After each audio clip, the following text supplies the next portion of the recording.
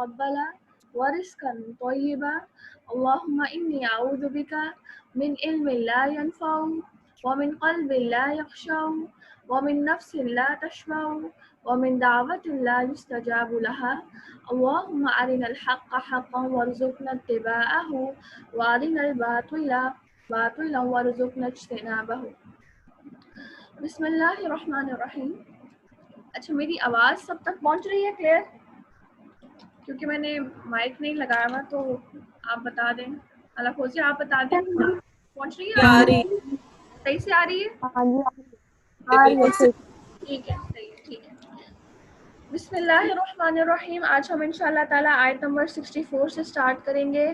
Last week ہم لوگوں نے بہت امپورٹنٹ ٹاپکس کو ڈسکس کیا تھا اور اس کے اندر امانت کی پاسداری کا میجر بیان تھا. پھر اس کے بعد ہم نے اللہ تعالیٰ اور اس کے رسول کی اطاعت کا بیان تھا. پھر اس کے اندر ہم نے اتھارٹیز کو ڈسکس کیا تھا کہ اطاعت کے اندر سب سے بڑی اتھارٹی ہے اللہ تعالیٰ کی ذات. اس کے بعد رسول اللہ صلی اللہ علیہ وسلم کی احادیث مبارکہ اور نبی صلی اللہ علیہ وسلم کی ذات, اور اس کے بعد پھر آ جاتے ہیں علماء فقہا اور دنیاوی حاکم. تو اس کے اندر اطاعت کب ہوگی؟ اللہ تعالیٰ اور اس کے رسول کی اطاعت تو بالکل مشروط ہے. جس نے رسول کی اطاعت کی اس نے اللہ کی اطاعت کی, اور جس نے اللہ کی اطاعت کی تو اللہ تعالیٰ کی اطاعت کے لیے لازم ہے کہ آدمی رسول اللہ صلی اللہ علیہ وسلم کی اطاعت کو ساتھ ساتھ رکھے. پھر جب بات آئی تھی دنیاوی حاکم کی اور علماء و فقہا کی, تو اس کے اندر ہم نے یہ ڈسکس کیا تھا کہ معصیت اور گناہ میں اور نبی اور اللہ تعالیٰ اور رسول صلی اللہ علیہ وسلم کی نافرمانی کے اندر ان کی اطاعت نہیں ہوگی, مگر جب یہ ہمیں اطاعت اللہ تعالیٰ اور اس کے رسول اللہ صلی اللہ علیہ وسلم کی اطاعت کا حکم دے رہے ہیں تو ایسی صورتحال میں ان کی اطاعت لازم ہے. ٹھیک ہے. اس کے بعد پھر ہم نے بات کی تھی امانت کی کہ امانت کی پاسداری کتنی اہم ہے, اور اس کے اندر پھر ہم نے جانا کہ امانت جو ہے وہ عہدہ بھی ہے, امانت جاب بھی ہے, امانت اولاد بھی ہے, امانت صلاحیتیں بھی ہیں, امانت جو ہے وہ مال بھی ہے. کوئی بھی ٹاسک جو ہمیں دیا جاتا ہے اور اس کو ہمیں کرنے کا حکم دیا جاتا ہے وہ ٹاسک بھی امانت ہے. اسی طرح سلام بھی امانت ہے, راز بھی امانت ہے, اولاد بھی امانت ہے. یعنی ان تمام امانتوں کی پاسداری بہت ضروری ہے. اور پھر جب ہم نے دیکھا کہ ایک لیڈر کو جب چوز کیا جائے گا تو لیڈر کو چوز کرنے کے اندر ہمیں کون کون سی چیزیں دیکھنی ہیں. اس کے اندر امانت کی پاسداری کا مادہ بہت زیادہ ہو یعنی ایمان کا لیول, پھر اسی طرح اس کے اندر پاس علم ہو, اس کے بعد صلاحیت ہو اس کام کو کرنے کی, وہ اس کام کو کرنے کے کیپیبل ہو, تو لہٰذا اس انسان کو اس ذمہ داری وہ عہدہ دیا جائے تاکہ وہ اس کو نبھا سکے. ٹھیک ہے. اس کے بعد پھر ہم نے ایک بڑی ہی امپورٹنٹ حدیث پڑھی تھی, اور یہ حدیث ایسی ہے کہ میں سمجھتی ہوں کہ ہر دن ہم اپنے آپ کو اس حدیث کے ساتھ ریمائنڈ کریں اور اپنے ایمان کو بوسٹ کریں. اور وہ حدیث یہ تھی کہ آپ صلی اللہ علیہ وسلم نے فرمایا خوشیاں مناؤ, خوشیاں مناؤ کہ اس قرآن کا ایک سرا اللہ تعالیٰ کے ہاتھ میں ہے اور دوسرا سرا تمہارے حصے میں ہے, تمہارے ہاتھ میں ہے. جب تک اسے تھامے رکھو گے نہ ہلاک ہوگے اور نہ ہی گمراہ ہوگے. یہ قرآن یہ ایک بہت بڑا معجزہ ہے, یہ اللہ تعالیٰ کا ہاتھ ہے, اور اس کا ایک سرا اللہ کے ہاتھ میں, دوسرا حصہ اس کا ہمارے ہاتھ میں ہے, اور یہ ایڈریس مجھے اور آپ کو کر رہا ہے. جب تک یہ بات ہمیں ماننی ہوگی, ہمیں اس چیز کو اپنی ذہنوں میں بٹھانا پڑے گا کہ جب تک ہم اس قرآن کے ساتھ جڑے رہے, اس قرآن سے رہنمائی لیتے رہے, تھوڑا بہت ہی زیادہ جتنی ہماری استطاعت ہے ہم اس کے ساتھ جڑے رہے. ہم نے کوئٹ نہیں کیا, ہم نے ہار نہیں مانی, حالات کے تقاضوں کو دیکھ کر یا حالات سے تنگ آ کر ہم نے اس کو سائڈ پہ نہیں کیا. جس دن ایسا ٹائم آیا کہ ہم نے قرآن کو سائڈ پر کر دیا, ہم نے قرآن کو کوئٹ کر دیا, ہم نے چھوڑ دیا اس سلسلے کو, تو یہ وہ سلسلہ ہے کہ جب انسان گمراہی اور ہلاکت کی طرف دوڑنے لگتا ہے. تو لہٰذا کچھ بھی ہو جائے, حالات چاہے جیسے بھی ہیں, اس قرآن کو چھوڑنا نہیں ہے. یہ کمٹمنٹ اپنے آپ سے کرنی ہے, یہ ایم اپنے آپ کے ساتھ اپنے ذہنوں میں باندھنا ہے, یہی قرآن کا تقاضا ہے. پھر اس کے بعد ہم نے بات کی کہ جب کوئی ایسا انسان ہے کہ جس سے کوئی غلطی ہو جاتی ہے تو لہٰذا اس غلطی پر اس کو تانا نہ دیا جائے. یہ آیت نمبر ہم نے 62 اور 63 میں دیکھا تھا کہ کوئی انسان جو غلطی کرتا ہے اس غلطی پر اس کو تانا نہ دیا جائے, بلکہ کیا کیا جائے, چشم پوشی کیجیے, حکم آپ صلی اللہ علیہ وسلم کو دیا جا رہا ہے، اور آپ صلی اللہ علیہ وسلم کے ذریعے آپ صلی اللہ علیہ وسلم کی امت کو یہ حکم دیا جا رہا ہے کہ آپ چشم پوشی کیجیے۔ اب چشم پوشی کیا ہے؟ یہ اگنور کرنا ہے، یعنی آپ اگنور کریں کہ جب کوئی انسان جو ہے وہ غلطی کر بیٹھے، اور ایسی صورتحال میں آپ کیا کریں؟ آپ اس کو نصیحت کریں، اور نصیحت کیسی کریں؟ اس لحاظ سے اس کو نصیحت کریں، ایسے طریقے سے نصیحت کریں کہ بات اس کے دلوں پر اثر کرے۔ تو لہٰذا بات یا نصیحت کرنے کا طریقہ یہاں سکھایا گیا۔ پھر ماشاء اللہ سے آپ کو اسائنمنٹ بھی دی گئی، اور الحمدللہ آپ سب کی اسائنمنٹ آؤٹ کلاس تھی، بہت زبردست تھی۔ اور پھر میں نے آپ کے ساتھ ایک رول شیئر کیا تھا کہ جب میں نے آپ کے اسائنمنٹ کو چیک کیا تو میں نے اس کے اندر اسٹارز بنائے تھے۔ ان اسٹارز کو بنانے کا مقصد یہ تھا کہ جب آپ کسی دوسرے کے اسائنمنٹ کو دیکھ رہے ہیں تو وہ جو اسٹارز ہیں وہ آپ کی اسائنمنٹ میں شاید مسنگ ہیں، تو وہ اسٹارز والے پوائنٹس آپ بلٹ کی فارم میں اپنے پاس لکھ لیں، تاکہ آپ کے پاس ایک کمپلیٹ ایجنڈا، ایک کمپلیٹ آپ کہہ رہے کہ پیکج تیار ہو جائے۔ کیونکہ یہ قرآن یہ ہمیشہ کا ساتھی ہے، یہ ایسا نہیں ہے کہ آپ آج کل میں پڑھ رہے ہیں اور کل کو آپ کو اس کی ضرورت نہیں ہے، نہیں، یہ ہمیشہ قیامت تک کے لیے، جب تک آپ زندہ ہیں، اللہ تعالیٰ نے آپ کے جسم میں روح کو قائم رکھا، یہ قرآن آپ کا ساتھی ہے، اسی قرآن کے ذریعے آپ پڑھائیں گے۔ مزید موڈیفیکیشنز آتی رہتی ہیں۔ موڈیفیکیشن کیا ہوتی ہے؟ آپ مزید ایڈ کرتے جاتے ہیں چیزیں، لیکن مین جو اسکیم ہے وہ تو یہی رہے گی۔ تو لہٰذا آپ کے پاس ایک کمپلیٹ سیٹ اپ ہو کہ ہاں ہم نے ایسا پڑھا تھا، اب میں ایسے طریقے سے سکھا سکتی ہوں، کل کو آپ چلیں بڑے لیول پہ نہ صحیح، لیکن آپ نے اپنے بچوں کو تو سکھانا ہے، تو لہٰذا اپنے بچوں کو جب آپ سکھائیں گے تو آپ کو ایک آپ کے سامنے کلیئر پکچر ہوگی کہ ہاں میں نے یہ کیا، یہاں پر یہ کیا، ایسا ہے ایسا ہے، پھر آسانی کے ساتھ آپ آگے اس چیز کو کیری آن کر سکتے ہیں۔ ٹھیک ہے، آج ہم آیت نمبر 64 سے سٹارٹ کر رہے ہیں۔ بسم اللہ الرحمن الرحیم۔ ہم نے ہر رسول کو صرف اس لیے بھیجا کہ اللہ تعالیٰ کے حکم سے اس کی فرما برداری کی جائے، اور اگر یہ لوگ جب انہوں نے اپنی جانوں پر ظلم کیا تھا تیرے پاس آ جاتے اور اللہ تعالیٰ سے استغفار کرتے، اور رسول بھی ان کے لیے استغفار کرتے، تو یقیناً اللہ تعالیٰ کو یہ لوگ بہت زیادہ معاف کرنے والا اور مہربان پاتے۔ تو یہاں پر اس آیت میں، آیت نمبر یہ جو آپ کے پاس 64 آیت ہے، اس آیت کے اندر بنیادی طور پر رسولوں کے آنے کا مقصد کو واضح کیا جا رہا ہے، رسولوں کے آنے کے پرپس کو واضح کیا جا رہا ہے کہ رسول جو ہیں وہ اس دنیا میں کیوں اللہ تعالیٰ نے ان کو بھیجا، کہ وہ لوگوں کو اچھی نصیحتیں کریں ڈیوائن لا کے مطابق، جو اللہ تعالیٰ نے ان کو سکھائیں باتیں، وہی نصیحتیں یہ اللہ تعالیٰ کی انہی نصیحتوں کو لوگوں کے سامنے واضح کریں گے، اور پھر لوگوں کا کیا فرض ہے کہ وہ ان کو قبول کریں۔ لیکن کیا ہوا؟ ہم نے قرآن کے اندر، ہم آگے بھی انشاءاللہ پڑھیں گے کہ قرآن کی مختلف ہم نے صورتوں میں دیکھا ہے، پچھلی اقوام کے طریقے ہم نے دیکھے ہیں کہ ہوا کیا، لوگوں نے رسولوں کی بات ماننے سے انکار کر دیا۔ تو یہاں پر بنیادی طور پر آپ صلی اللہ علیہ وسلم کو تسلی دی جا رہی ہے کہ آپ صلی اللہ علیہ وسلم صرف وہ واحد نبی نہیں ہیں کہ جن کی بات کو لوگ نگیٹ کر رہے ہیں، نگلیکٹ کر رہے ہیں، ماننے سے انکار کر رہے ہیں، بلکہ یہ تو طریقہ ہمیشہ سے ہوتا چلا جا رہا ہے۔ جب بھی حق بات کو واضح کرنے والے لوگوں کو بھیجا گیا، لوگوں نے ان کو نگلیکٹ کیا، لوگوں نے ان کو ماننے سے انکار کیا۔ تو لہٰذا اب کیا کرنا ہے آپ صلی اللہ علیہ وسلم کو؟ اب آپ آیت کا دوسرا پورشن دیکھیں، اور اگر یہ لوگ جب انہوں نے اپنی جانوں پر ظلم کیا، اب ایسا ہوتا ہے کہ آپ کے پاس کوئی انسان آتا ہے جو پاس میں طاغوت کی عبادت کر کے آ چکا ہے۔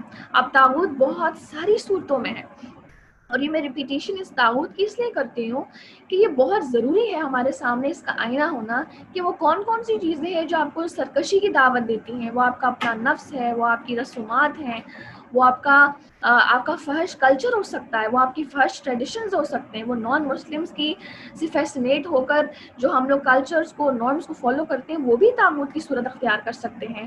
حکمران کی، ایک ظالم حکمران کی ظالمانہ پالیسیز ہو سکتی ہیں جو آپ کو اسلام سے بغاوت کرنے پر مجبور کریں۔ آپ کے اپنے گھر والے ہو سکتے ہیں، آپ کے خاندان والے ہو سکتے ہیں۔ سب سے بڑا طاغوت انسان کا اپنا نفس ہوتا ہے۔ انسان کمبیٹ کر سکتا ہے جو ایکسٹرنل طاغوت ہیں جن کے اندر بہت ساری چیزیں نے مینشن کی، لیکن جو آپ کے اندر ایک طاغوت بیٹھا ہوا ہے، آپ کا اپنا نفس، اس کو کمبیٹ کرنا، اس کو فائٹ کرنا، اس کے اگینسٹ جانا، یہ بہت زیادہ جو ہے وہ ضروری ہے۔ ہم کو بھی تو یہی بہت زیادہ ضروری ہے اور یہی جہاد اکبر ہے، سب سے بڑا جہاد نفس کے خلاف جہاد ہے۔ تو لہٰذا اب ایک ایسا انسان ہے جو پاس میں سب کچھ ایسا کر چکا ہے، اب وہ ظلم کر چکا ہے اپنی جان پر، اور اب وہ آپ صلی اللہ علیہ وسلم کے پاس آئے، اور آپ صلی اللہ علیہ وسلم، تو لہٰذا آپ کیا کریں، آپ جو ہیں وہ اللہ تعالیٰ سے استغفار کریں، تو رسول بھی ان کے لیے استغفار کریں، اور یقیناً یہ لوگ، اور جب ایسا ہوگا کہ وہ خود بھی استغفار کرے گا، وہ کنفیس کرے گا کہ مجھ سے برائی ہوئی، مجھ سے گناہ ہوا، مگر اب میں اپنے راستے کو بدلنا چاہتا ہوں، اور پھر رسول بھی ان کے لیے استغفار کریں، تو لہٰذا اب ایسی صورتحال میں وہ اللہ تعالیٰ کو بہت زیادہ معاف کرنے والا پائیں گے۔ یہ آیت ہے آپ کے سامنے، آیت نمبر 64۔ اب اس آیت سے ہمیں حاصل کیا ہو رہا ہے، آپ دیکھیں یہ جو آیت کا سیکنڈ پورشن ہے، اس کو میں آپ کے سامنے بالکل ورڈ ٹو ورڈ پڑھ رہی ہوں جس طرح سے ترجمہ ہے۔ اب آپ کے سامنے جب میں حاصل رکھوں گی تو آٹومیٹکلی آپ کو کلیئر ہو جائے گا کہ آیت آخر ہمیں آپ کہہ رہے ہیں کہ ہڈن میننگز کیا دینے کی کوشش کر رہی ہے۔ تیرے پاس آ جاتے ہیں، اچھا، ہم نے ہر رسول کو صرف اس لیے بھیجا کہ اللہ تعالیٰ کے حکم سے اس کی فرما برداری کی جائے، اور اگر یہ لوگ جب انہوں نے اپنی جانوں پر ظلم کیا تھا تیرے پاس آ جاتے تو اللہ تعالیٰ سے استغفار کرتے، یعنی خود بھی استغفار کرتے اور رسول بھی ان کے لیے استغفار کرتے، تو یقیناً یہ لوگ اللہ تعالیٰ کو بہت مہربان اور معاف کرنے والا پائیں گے۔ تو لہٰذا اس کے اندر ایک میسج جو ہمیں ملتا ہے، آپ میک شور کریں کہ آپ ان کو لکھتے چلے جائیں، تو جو آپ اس کو لکھ سکتے ہیں بلیٹس کے فارم میں، تاکہ یہ کہ آیات کا اسکیچ آپ کے سامنے واضح ہو جب آپ تفسیر لکھ رہے ہیں۔ ایک جو بات جو ساتھ میں واضح ہوتی ہے کہ کسی بھی انسان کی کسی دوسرے کے لیے دعا اس وقت قبول ہوتی ہے جب وہ انسان خود بھی اپنے لیے دعا کر رہا ہے۔ اب یہاں پر کیا ہے کہ وہ خود بھی جب رسول کے پاس آتے ہیں، یعنی یہاں سے مراد نبی صلی اللہ علیہ وسلم ہے، تو وہ خود بھی استغفار کرتے ہیں، خود بھی کنفیس کرتے ہیں کہ اللہ توبہ ہے جو میں نے پاسٹ میں برائیاں کر دی، اور پھر نبی صلی اللہ علیہ وسلم جب ان کے لیے استغفار کرتے ہیں، ان کے لیے معافی طلب کرتے ہیں، تو یہ ایک بہترین آپ یعنی کمبینیشن بن جاتا ہے۔ تو کسی بھی انسان کی کوئی بھی انسان جو دوسرے انسان کے لیے دعا کرتا ہے تو وہ دعا اس وقت قبول ہوتی ہے جب وہ انسان خود بھی اپنے لیے دعا کر رہا ہے، ٹھیک ہے۔ تو اس کے اندر یہ بڑا امپورٹنٹ فیکٹ ہے جو سمجھنے کی ضرورت ہے۔ بعض اوقات ہم دوسروں کو دعائیں کہتے کہتے تھکتے نہیں ہیں، میرے لیے دعا کریں، میری صحت کے لیے دعا کریں، میری استقامت کے لیے دعا کریں، میری اولاد کے لیے دعا کریں، بہت ساری دعاؤں کا ہم کہتے رہتے ہیں، اور یہ ہمارے ہاں نا یہ بڑا ایک نارم ہے ایشین کنٹریز کے اندر۔ اس کے اندر بھی اختلاف ہے کہ کیا ہم کسی دوسرے کو دعا کے لیے کہہ سکتے ہیں یا نہیں کہہ سکتے، یہ ایک اختلافی مسئلہ ہے شریعت میں۔ لیکن یہ ہے کہ اگر آپ کسی کو دعا کے لیے کہتے بھی ہیں تو میک شور کہ وہ دعا آپ خود بھی کر رہے ہیں، اور سیکنڈلی کسی دوسرے انسان کو بہت زیادہ دعا کا نہ کہا جائے، بہت زیادہ دعا کا سوال نہ کیا جائے، کیونکہ یہ چیز پسندیدہ نہیں ہے۔ کیوں یہ چیز پسندیدہ نہیں ہے؟ وہ اس لیے کیونکہ یہ ایک امانت ہو جاتی ہے۔ آپ نے کسی انسان کو دعا کے لیے کہا، عمومی طور پر دعا کا کس کو کہا جاتا ہے؟ جو قرآن پڑھنے اور پڑھانے والے ہوتے ہیں، ان کا ایک امیج ہوتا ہے سوسائٹی کے سامنے کہ یہ لوگ بہت نیک ہیں۔ اندر برائیاں ہر انسان کے اندر ہوتی ہیں، لیکن ایک اللہ تعالیٰ نے امیج رکھا ہوا ہے نا ہر انسان کا، تو اہل قرآن کا ایک امیج ہوتا ہے، وہ آپ بھی ہیں، وہ ہم سب ہو سکتے ہیں، اور کہ لوگ جو ہے وہ بڑا ان کی طرف ایڈمریشن کے ساتھ ان کو دیکھتے ہیں، اور پھر لوگ ان کو دعاؤں کا کہتے ہیں۔ اب کیا ہے، جب آپ نے دعاؤں کا کہہ دیا ان کو، تو ان کے اوپر آلریڈی اتنی ذمہ داریاں ہیں کہ یہ اگر اس دعا کو، اس امانت کو فلفل نہ کر سکے تو یہ ان کے پلڑے کے اوپر ایک وبال کا سبب بن سکتی ہے، کیونکہ دعا ایک امانت ہے۔ جب آپ نے کسی کو دعا کا کہہ دیا وہ ایک امانت ہے، تو لہٰذا بہت زیادہ نہ کہا جائے دعا کا۔ اگر دعا کا کہہ دیا تو پھر اصرار نہ کیا جائے، بار بار پوچھا نہ جائے، پھر ناراض نہ ہوا جائے، کیونکہ یہ سب چیزیں ہیں جو آپ کو بھی گناہ گار بنا سکتی ہیں، اور جو دوسرا انسان ہے اس کے اوپر ایک برڈن کا سبب بن سکتی ہیں، کیونکہ وہ آلریڈی ایک برڈن کے تحت ہے۔ یہ وہ بوجھ ہے قرآن کا، یہ علم کا وہ بوجھ ہے کہ جس کو پہاڑوں پر لادنے کی کوشش کی تو انہوں نے قبول کرنے سے انکار کر دیا، اور اس انسان نے قبول کر لیا، تو لہٰذا اس انسان کے اوپر آلریڈی بہت بڑا بوجھ ہے۔ آپ اس کے اوپر مزید ذمہ داری ڈال رہے ہیں کہ آپ فلاں کو سلام دیں۔ اب اگر آپ کو کوئی کہتا ہے کہ آپ فلاں کو سلام دیں، تو آپ اس وقت یہ کہہ سکتے ہیں کہ مجھے یاد رہا تو میں کہہ دوں گا، کیونکہ یہ جو سلام ہے یہ امانت ہے اور یہ خیانت ہے۔ ایک مومن پٹی پٹی چیزوں کے لیے، چھوٹی چھوٹی چیزوں کے لیے بڑا کیوریس ہوتا ہے، بڑا آپ کہہ لیں کہ بڑا محتاط ہوتا ہے کہ کہیں اس سے خیانت نہ ہو جائے، کیونکہ یہ خیانت بہت بڑا گناہ ہے، نفاق ہے یہ۔ تو لہٰذا بہت ضروری ہے کہ بہت زیادہ سوال نہ کیا جائے دعاؤں کا کسی انسان سے، اس چیز کو پسندیدہ نہیں قرار دیا گیا۔ پھر اس کے بعد آپ دیکھیں کہ اس کے اندر ایک اور بات جو ہے وہ یہ ہے کہ مومن کی جو دعا ہے وہ دوسرے مومن کے حق میں قبول ہوتی ہے. اور اس کے بارے میں حدیث ہم نے کیا پڑھی تھی کہ ایک حدیث میں آتا ہے کہ آپ صلی اللہ علیہ وسلم نے فرمایا کہ جب کوئی شخص کسی دوسرے مومن کے لیے دعا کرتا ہے تو اللہ تعالیٰ ایک فرشتہ مقرر کر دیتا ہے, اور وہ فرشتہ کانسٹنٹلی اللہ تعالیٰ سے دعا کرتا رہتا ہے کہ یا اللہ, یا رب, یہ بندہ جو دعا کر رہا ہے دوسرے مومن کے لیے تو اسے بھی وہی عطا کر. مثال کے طور پر آپ کسی کے لیے اولاد کی سوال دعا کرتے ہیں, یا اللہ فلاں کو اولاد دے, یا اللہ فلاں کی نصیب اچھے کر, یا اللہ فلاں کے ہاں رزق کی فراوانی کر, فلاں کی تنگی کو آسانی میں بدل دے, فلاں کو کی جو ہے وہ اس کو نیکی کا راستہ دکھاؤ, اس کو توفیق عطا فرماؤ, اسے قرآن سے جوڑو. ہم کئی ساری دعائیں کرتے ہیں نا اگر ہم دوسروں کے لیے کرتے ہیں.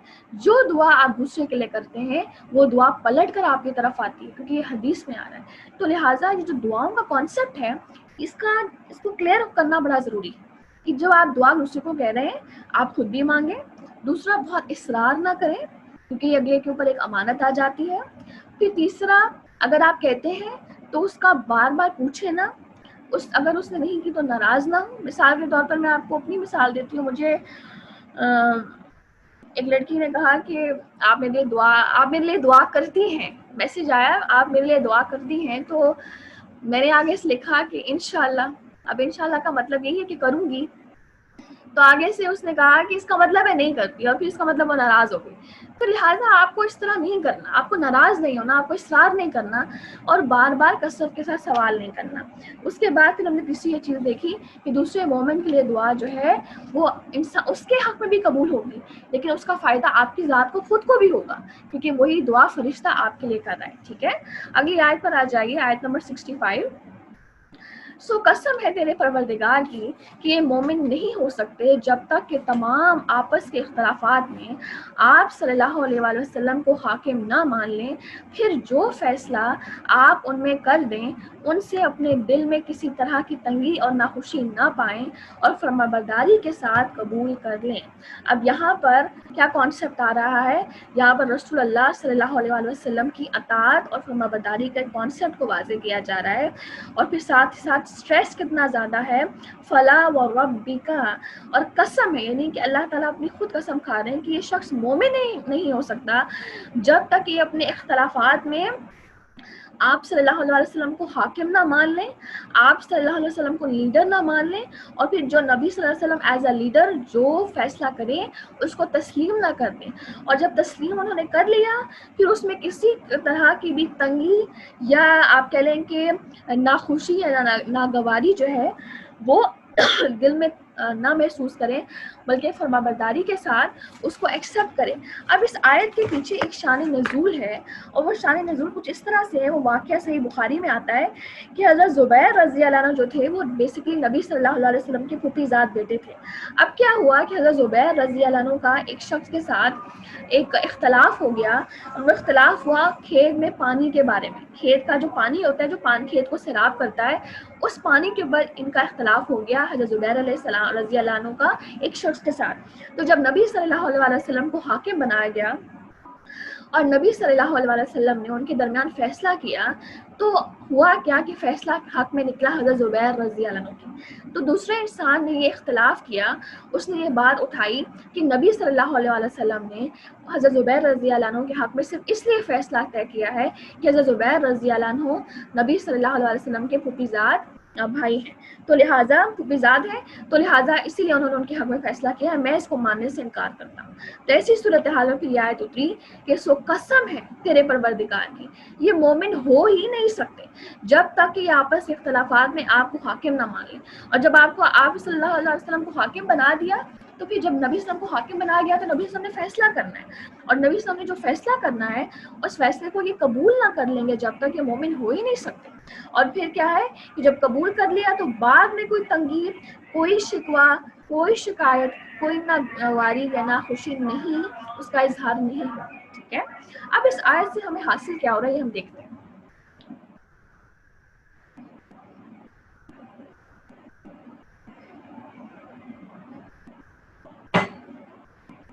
جی, اب آپ دیکھیں کہ یہ جو واقعہ ہے بنیادی طور پر نبی صلی اللہ علیہ وسلم کے دور کا ہے. آج بھی آپ دیکھیں کہ نبی صلی اللہ علیہ وسلم کو حاکم بنانے سے کیا مراد ہے؟ نبی صلی اللہ علیہ وسلم کی فرما برداری اور نبی صلی اللہ علیہ وسلم کی اطاعت. تو پچھلے لیکچر میں بھی ہم نے بہت وضاحت کے ساتھ کیا تھا کہ ہر پہلو، ہر فیز آف لائف میں نبی صلی اللہ علیہ وسلم کی اطاعت کے ساتھ اپنے لباس سے لے کر اپنے سونے، اپنے جاگنے، اپنے کھانے، اپنے پینے، اپنے بچوں کی پرورش، ہر چیز کو میچ کیا جائے گا نبی صلی اللہ علیہ وسلم کی اطاعت کے ساتھ، نبی صلی اللہ علیہ وسلم کی زندگی کے ساتھ، کہ میرا یہ عمل کتنا میچ کر رہا ہے، کتنا میں. اچھا اگر آپ یہ نہیں کرتے تو آپ یوں کر دیں کہ آپ جو بھی کام کر رہے ہیں، آپ کھانا کھانے جا رہے ہیں، آپ کھانا بنانے جا رہے ہیں، آپ جو ہے وہ لباس پہننے جا رہے ہیں، آپ کے گھر کوئی مہمان آیا ہے، آپ کوئی جاب کر رہے ہیں، آپ شادی کرنے جا رہے ہیں، کوئی بھی فیز آف لائف ہے، ہر انسان کی زندگی میں ڈفرینٹ سٹیجز آ رہی ہیں. ہر سٹیج کو دیکھیں کہ اس سٹیج میں جب نبی اسلام اس سٹیج میں تھے، آپ جوانی میں ہیں، کسی بھی سٹیج میں ہیں، آپ اس وقت شادی شدہ ہیں، آپ کے بچے ہیں، آپ کے بچے چھوٹے ہیں، جس بھی سٹیج میں آپ ہیں، آپ دیکھیں کہ نبی صلی اللہ علیہ وسلم جب اس سٹیج میں تھے تو نبی صلی اللہ علیہ وسلم کی زندگی کیسی تھی، اور نبی اسلام نے زندگی کے اس سٹیج کو کیسے ٹیکل کیا. اگر نبی صلی اللہ علیہ وسلم اپنی زندگی کے حالات کو، یہ برڈن کو اپنے اوپر سوار کر لیتے تو پھر کبھی بھی ایسا ہو ہی نہیں سکتا تھا کہ یہ دین ہم تک پہنچ سکتا. صحابہ، بہترین صحابہ تیار ہوتے، بہترین مجلسیں تیار ہوتی، مدینہ کی اسٹیٹ اسٹیبلش ہوتی، نبی صلی اللہ علیہ وسلم بہترین ہیڈ آف اسٹیٹ بن سکتے نہیں، بلکہ نبی صلی اللہ علیہ وسلم نے ہر اسٹیج کو کیسے ٹیکل کیا، ہم نے یہ دیکھنا ہے. اور ہمیں یہ کیسے پتہ چلے گا؟ جب ہمیں نبی صلی اللہ علیہ وسلم کی زندگی کا مکمل معلومات ہوگی. ٹھیک ہے، تو بہت ضروری ہے کہ آپ جو ہے وہ تجلیات نبوت جو کتاب ہے، آپ تھوڑا سا اپنی زندگی میں ٹائم نکالیں اور اس کتاب کو پڑھیں. اور یہ کتنی بڑی بدقسمتی کی بات ہے کہ ہم نبی صلی اللہ علیہ وسلم کے امتی ہیں اور ہمیں پتہ ہی نہیں کہ نبی کی زندگی کیا ہے، نبی اسلام کی زندگی کیسی تھی، نبی صلی اللہ علیہ وسلم کی زندگی میں کیا کیا واقعات تھے، کس طرح انہوں نے ٹیکل کیا، کس طرح مشکلات کو طے کرتے ہوئے انہوں نے دین کو پہنچایا، ہمیں پتہ ہی نہیں، ہمارے پاس وقت ہی نہیں. تو لہٰذا یہ بہت ضروری ہے کہ نبی اسلام کی جو زندگی کی تعلیمات ہیں ان کو سمجھا جائے، ان کو جانا جائے. تو اس کے بارے میں ہم کچھ سوچتے ہیں کہ اس کا حل کیا ہو سکتا ہے. اول تو آپ خود اس کے لیے سیلف اسٹڈی کریں، ورنہ اگر کوئی بہتر اسٹریٹجی میرے ذہن میں آئی یا آپ کے ذہن میں کوئی اسٹریٹجی ہے کہ جس کے ذریعے سے ہم نبی صلی اللہ علیہ وسلم کی زندگی کو مل کر پڑھ سکتے ہیں تو آپ ضرور شیئر کر لیجیے گا، ہم اس کو فالو کر کے آگے چلا سکتے ہیں. ٹھیک ہے، تو آپ کے ذہن میں کوئی بھی رائے ہے، کوئی اسٹریٹجی ہے کہ آپ سمجھتے ہیں کہ نہیں ہم سیلف اسٹڈی کے ساتھ ہم نہیں پڑھ سکیں گے، ہم مل کر پڑھنا چاہتے ہیں، یا کوئی بھی آپ کے ذہن میں کوئی آئیڈیا ہے تو آپ اس کو سامنے لا سکتے ہیں. انشاءاللہ اس پر غور و فکر کر کے ہم اس پر امپلیمنٹیشن کر سکتے ہیں. لیکن نبی اسلام کی زندگی، نبی اسلام کی جو فرما برداری ہے وہ تبھی ہو سکتی ہے جب نبی اسلام کی زندگی کی تعلیمات ہمیں پتہ ہو، ورنہ ہو ہی نہیں سکتی. ورنہ صرف باتیں ہیں، صرف لپ سروس ہے، پھر وہی باتیں ہیں کہ میں نبی سے محبت کرتا ہوں مگر پتہ ہی نہیں کہ نبی اسلام پیدا کب ہوئے، جنگ بدر کب ہوئی، نبی اسلام کے دانت کون سی جنگ میں ٹوٹے، نبی اسلام کون سا واقعہ کب ہوا، کب نبی اسلام نے کس طرح کے کون سے واقعے میں نبی اسلام کے کس طرح سے نبی اسلام نے اس کو ٹیکل کیا، نبی اسلام is a head of state کیسے تھے، والد کیسے تھے، شوہر کیسے تھے. تو لہٰذا ہمیں تو کچھ پتہ ہی نہیں، تو پھر یہ سب لپ سروس ہے، پھر یہ سب ایک آپ کہہ لیں گے ٹائم ضائع کرنے والی بات ہے. تو لہٰذا بہت ضروری ہے کہ نبی اسلام کی زندگی کو جانچا جائے. اب یہاں پر کیا کہا جا رہا ہے کہ نبی اسلام جب کوئی فیصلہ کر دیں تو پھر کوئی دل میں تنگی نہ محسوس کرے. تو لہٰذا جو نبی اسلام کی احادیث ہم سنتے ہیں، نبی اسلام کی احادیث کو سن کر جو نبی اسلام نے ہمیں احکامات سکھائے، اللہ تعالیٰ کے بتائے ہوئے احکامات کو ہمارے سامنے واضح کیا، ان کو سننے کے بعد دل میں کسی قسم کی تنگی محسوس کرنا، یہ بھی ایمان کی کمزوری اور یہ بھی نفاق کا سبب ہے. ایمان کمزور نہیں ہو سکتا جب تک کہ نبی اسلام کو ہر فیز میں حاکم نہ مان لیا جائے، اور پھر جب مان لیا تو نہ خوشی اور نہ گواری کے احساسات کو اپنے دلوں سے ختم نہ کیا جائے. پھر اسی طرح آپ دیکھیں کہ نبی صلی اللہ علیہ وسلم نے جب کوئی احکامات ہمیں سکھائے ہیں تو ہماری شریعت جب نبی صلی اللہ علیہ وسلم نے ہمارے سامنے واضح کی تو اس کے اندر صرف پابندیاں نہیں ہیں بلکہ رخصتیں بھی ہیں. قصر نماز ہے، اسی طرح اب قصر نماز ہو گئی، تیمم ہو گیا، سفر کی حالت میں روزہ کو چھوڑنے کی یا روزہ کو قضا کرنے کی جو ہمارے پاس رخصت ہے. ایک عورت ہے جو پریگننٹ ہے، اس کے پاس یہ رخصت ہے کہ اگر وہ مشکل میں ہے تو وہ روزے کو قضا کر سکتی ہے. تو ان تمام جو رخصتیں ہیں، بہت ساری رخصتیں ہیں آپ کے سامنے زینب نے واضح کی تھی، تو وہ تمام جو رخصتیں ہیں آئی ہوپ آپ کے پاس وہ لسٹ موجود ہے. تو لہٰذا یہ तमाम रुख़्सतें हैं जो हमारे दीन को बहुत आसान बनाती हैं, लेकिन जब किसी को कहा जाए कि आप कसर नमाज़ पढ़ लें, अब कसर नमाज़ कब पढ़ी जाएगी, उसकी ख़ास आप कह लें कि ख़ास लिमिट है, एक ख़ास डिस्टेंस है, उस डिस्टेंस को क्रॉस करने के बाद आप जब जहाँ पर भी मौजूद हैं आप कसर नमाज़ पढ़ सकते हैं, ठीक है। उसके बारे में मैं इंशाल्लाह आपके साथ शेयर कर दूँगी आज मालूमात। तो कसर नमाज आपको कहा जा रहा है कि आप यहाँ पर कसर नमाज पढ़ सकते हैं, लेकिन आप कहें नहीं मेरा दिल मुतमईन नहीं होता, अगर मैं पूरी पढ़ लूँ तो नहीं। जब आपको रुख़्सतें दी जा रही हैं आप उनको अवेल करें। तयम्मुम, आप इस लेवल स्टेज पर हैं कि आपको पानी अवेलेबल नहीं है, आप तयम्मुम कर लें। आप सफ़र की हालत में, आपके लिए बहुत मुश्किल है, जान जाने का खतरा है, सफ़र की हालत में रोज़े की क़ज़ा जायज़ है, कुरान इसका हुक्म देता है, हमने सूरह बकरा में बहुत डिटेल के साथ पढ़ा है, तो आप उस चीज़ को अवेल करें। ये ना कहें मेरा दिल मुतमईन नहीं होता। जो मेरा दिल मुतमईन ना होना अल्लाह के इताअत से आगे है क्या? जब अल्लाह ताला और उसके रसूल सल्लल्लाहु अलैहि वसल्लम ने हमें रुख़्सतें दी तो उनको अवेल करना भी ईमान का हिस्सा है, ठीक है। तो लिहाजा अब इस आयत का खुलासा क्या है? इस आयत का खुलासा ये है कि आप देखेंगे मोमिन का जो तर्ज़ अमल होता है, मोमिन का एक तर्ज़ अमल ये होता है कि जब कभी भी उसको ये हुक्म दिया जाए कि वो अपने इस फैसले को अल्लाह ताला और उसके रसूल के हुक्म के मुताबिक करे, तो वो कहता है समिअना व अताअना। क्योंकि मुस्लिम किसको कहते हैं? अरबी ज़ुबान में मुस्लिम किसको कहते हैं? मुस्लिम एक ऐसे ऊँट को कहते हैं, अरबिक में मुस्लिम एक ऐसे ऊँट को कहते हैं कि जिसकी नुकेल जो है वो उसके मालिक के हाथ में है, और मालिक उसे जहाँ फेरना चाहता है वो फिर जाता है। वो बड़ा फ्लेक्सिबल होता है, वो उसके अंदर अड़ी नहीं होती, उसके अंदर स्टबननेस नहीं होती, उसके अंदर ढीठपन नहीं होता, उसके अंदर अकड़ नहीं होती। उसका मालिक उसको जहाँ फेरना चाहता है वो बड़ा फ्लेक्सिबल होता है, फ़ौरन एक्सेप्ट करता है और फिर जाता है। हमें ऐसा ही बनना है, हमारी नुकेल हमारे मालिक के हाथ में होनी चाहिए। जब मालिक का जो हुक्म आ गया, पास में जो गुनाह हुए, हमसे जो गलतियां हुई, उनको अब साइड पर रख दीजिए, उनको भूल जाइए, उन पर कसरत से तौबा और इस्तिग़फ़ार करके उनको एक साइड पर रख दीजिए। अब आप एक नई ज़िंदगी के आगाज़ में, एक न्यू फेज़ ऑफ लाइफ में, इस फेज़ के अंदर आपको अपनी नुकेल अपने मालिक के हाथ में देनी होगी, और उस मालिक के हाथ में जब आपने अपनी नुकेल दे दी, उसके दरमियान है कुरान, उस मालिक का ख़त है। अब आपका मालिक आपको जब जो हुक्म देगा, जिस तरह मुड़ने का हुक्म देगा, आपको फ़ौरन मुड़ना है। यही है फ्लेक्सिबिलिटी, यही है मोमिन, यही है मुस्लिम, यही है सबमिशन, इसी को ओबीडियंस कहते हैं, और इसी का यहाँ पर हुक्म दिया जा रहा है, और यही है ईमान। और अगर ये चीज़ नहीं, अगर दिल में तंगी है, दिल में सख्ती है, दिल में गुस्सा आता है कि ना जाने ये दिन कितना जालिम है खुदा न खास्ता, या इस दिन के अंदर कितनी पाबंदियाँ हैं, ये दिन तो कैद करने के लिए है, दिल बार बार तंग होता है अमल के लिए, तो अनफॉर्चुनेटली हमें जायज़ा लेना होगा कि कहीं इस दिल के अंदर ईमान छन्नी तो नहीं हो रहा, क्योंकि ये ईमान के छन्नी होने की अलामत है। उसके बाद अगली आयत पे आ जाइए। और अगर हम उन पर फ़र्ज़ कर देते कि अपनी जानों को कत्ल कर डालो या अपने घरों से निकल जाओ, तो इससे उनमें से बहुत ही कम लोग बचा लाते, और अगर ये वही करें जिसकी उन्हें नसीहत की जाती है, तो यकीनन यही उनके लिए बेहतर और बहुत ज़्यादा मजबूती वाला अमल है। यानी आप देखें कि अब ये जो अभी टॉपिक्स चल रहे हैं ना, लास्ट लेक्चर में भी और ये लेक्चर भी है, और आई थिंक नेक्स्ट लेक्चर भी अताअत पर ही आप कह लें कि अताअत से कनेक्टेड है कि अल्लाह ताला और उसके रसूल की अताअत है क्या।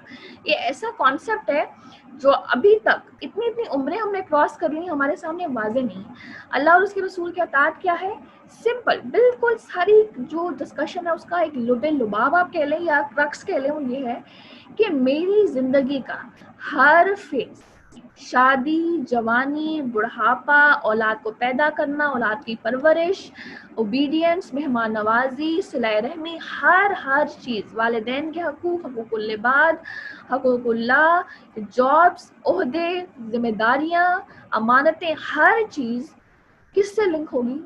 कुरान और हदीस, अल्लाह और उसके रसूल सल्लल्लाहु अलैहि वसल्लम से। ये है सिंपल सी बात जिसको हमने देखना।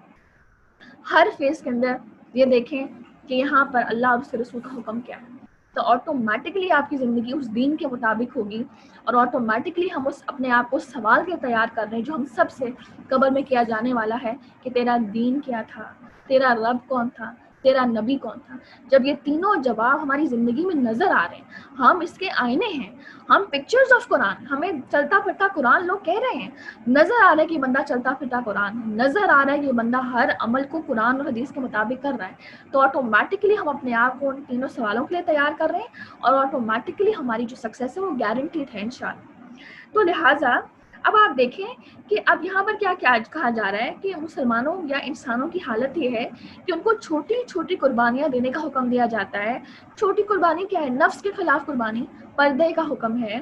آپ کو کے ساتھ کسی نے زیادتی کی, آپ کو حکم کیا ہے؟ معاف کر دو, بھول جاؤ, چھوڑ دو اس کو بھول جاؤ, اللہ تعالیٰ کی سپورٹ کر دو, اس کو معاف کر دو. کیا تم نہیں چاہتے کہ قیامت کے دن تمہیں رب معاف کرے؟ لہٰذا تم بھی معاف کر دو. پھر اسی طرح کوئی بھی چھوٹے سے چھوٹا معاملے سے لے کر بڑے سے بڑا معاملہ ہے, یہ قربانی ہی تو ہے, یہ نفس کے خلاف ایک بہت بڑی قربانی ہے.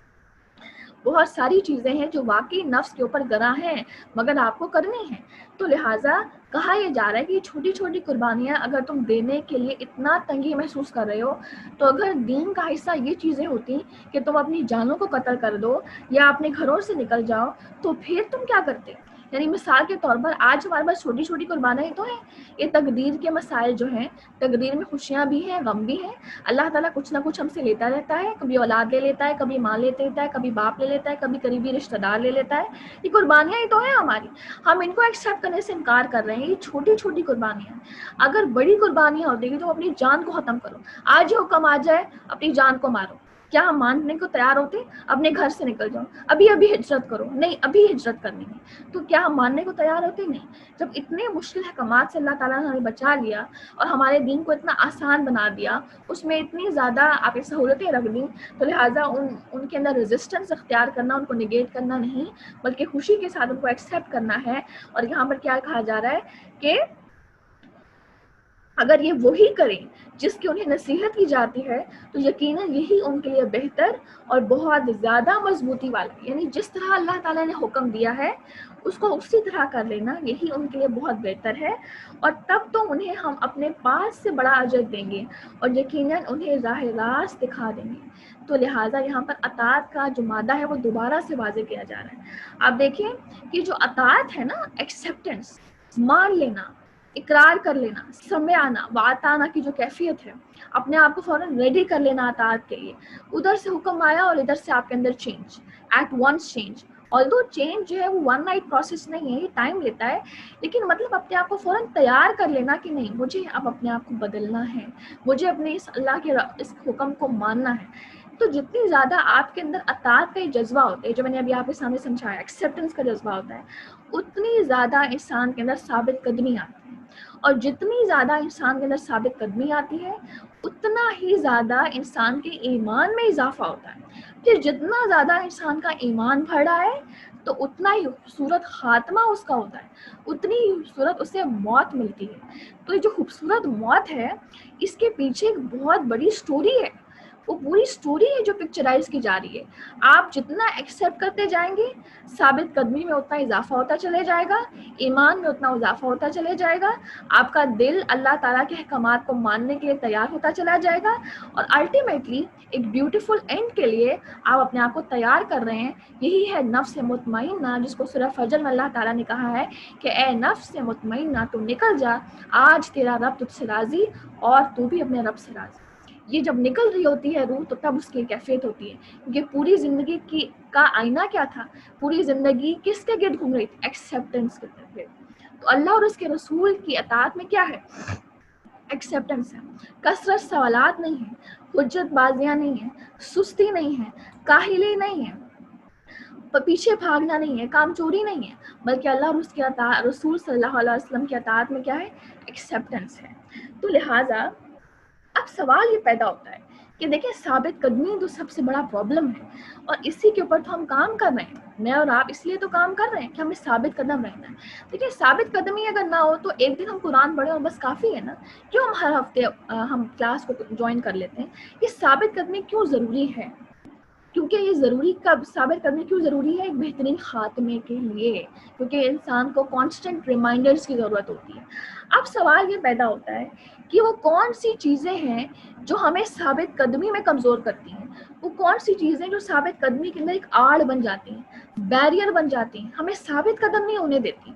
हम इरादे तो कर लेते हैं, बड़े जोश में आके इरादा कर लिया, भाई कल से ये करना है, कल से ये काम करना है, कल से स्टार्ट करना है, कल से मैंने यूँ करना है, कल से ऐसी नमाजें पढ़नी है, कल से इस तरह तबलीग करनी है, कल से कुरान के साथ बड़ा मजबूत ताल्लुक करना है, कल से तो यूँ करना है, यूँ करना है, कल से, मतलब कि जोश में आके ना बड़े बड़ी कमिटमेंट्स कर लेते हैं, लेकिन फिर उन पर साबित कदम नहीं रह पाते, उनके ऊपर कमिटेड नहीं रह पाते।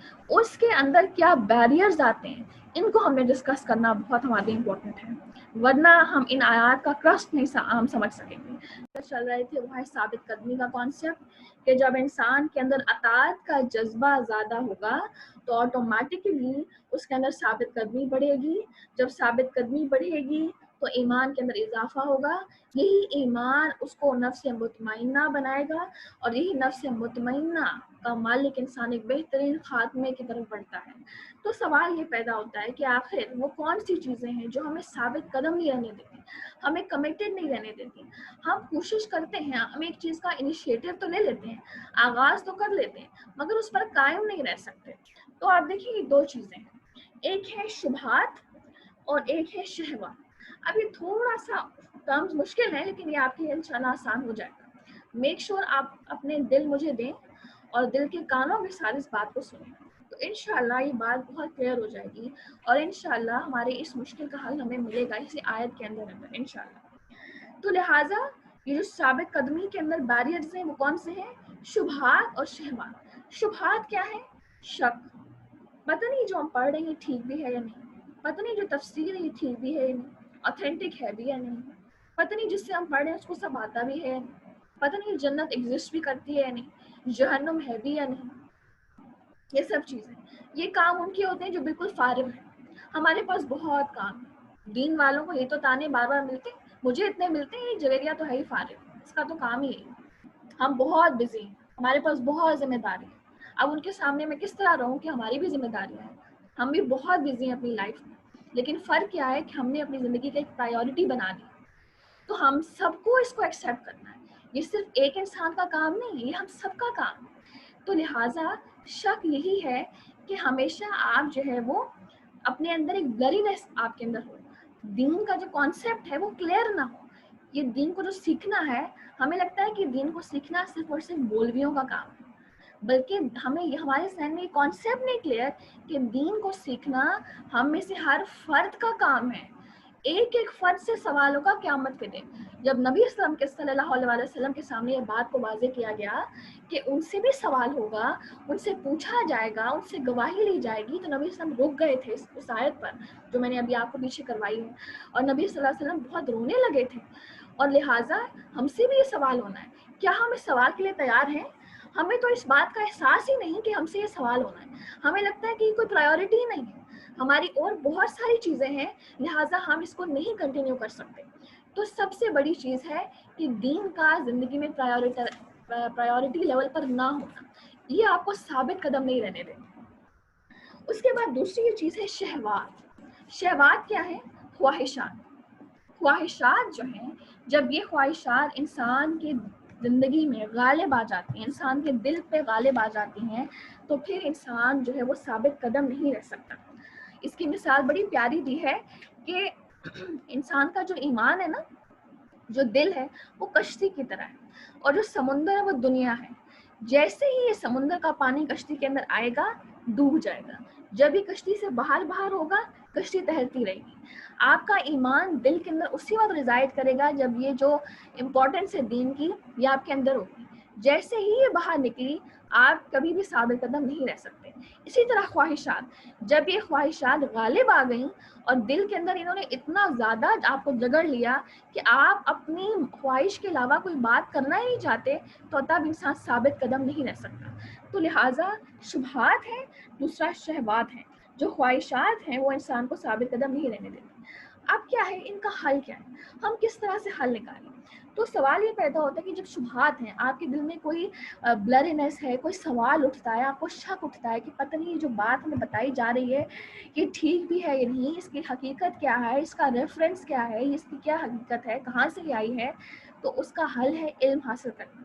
जितना ज़्यादा आप इल्म हासिल करेंगे वो आपको साबित कदमी में बढ़ाएगी, आपके शकूक को दूर करेगी। ٹھیک ہے. اس کے بعد دوسری آ جاتی ہے شہوات, خواہشات.